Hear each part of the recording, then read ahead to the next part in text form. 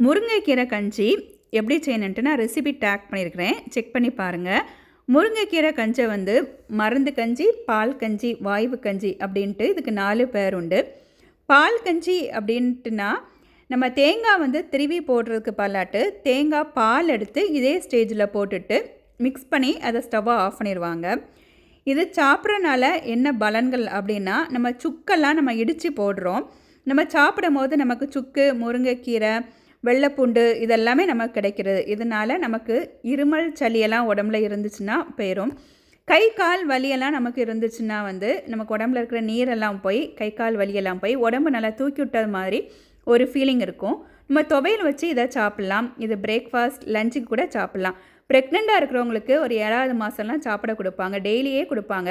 அவங்களுக்கும் உடம்புல இருக்கிற நீரெல்லாம் போய் நல்ல உடம்பு நல்லா தூக்கிட்ட மாதிரி நல்ல ஃபீலிங் இருக்கும். இவ்வளோ ஹெல்த் பெனிஃபிட்ஸ் உள்ளதை செய்து பாருங்கள். தேங்க்யூ.